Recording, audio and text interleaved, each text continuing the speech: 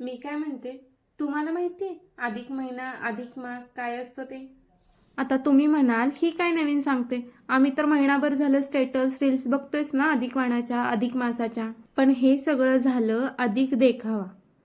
अधिक देखावा असंही म्हणता येणार नाही, कारण प्रत्येकालाच आपल्या लेकीचं जावयाचं कौतुक हे असणारच.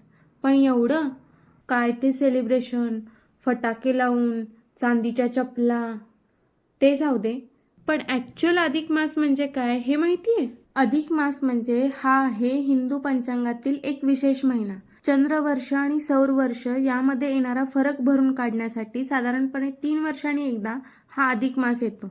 या महिन्याला धार्मिक दृष्ट्या खूप महत्त्व दिलं जातं आणि याच अधिक मासाला पुरुषोत्तम मास असंही म्हटलं जातं, कारण हा महिना आत्मचिंतन, भक्ती आणि चांगल्या कामासाठी शुभ मानला जातो. म्हणजेच अधिक मास म्हणजे फक्त पंचांगातील वाढलेला महिना नाही, तर हा आहे आपल्या मनातील भक्ती, ज्ञान आणि चांगल्या कर्मांनी समृद्ध करण्याची ईश्वराने दिलेली संधी. आणि या काळात केलेले दान, सेवा आणि सत्कर्म मनाची शुद्धी करतात अशी श्रद्धा आहे.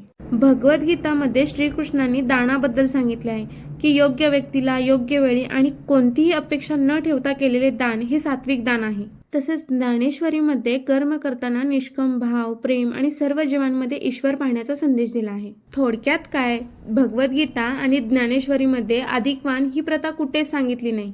अधिकवान ही नंतरच्या काळात रूढ झालेली लोक परंपरा आहे.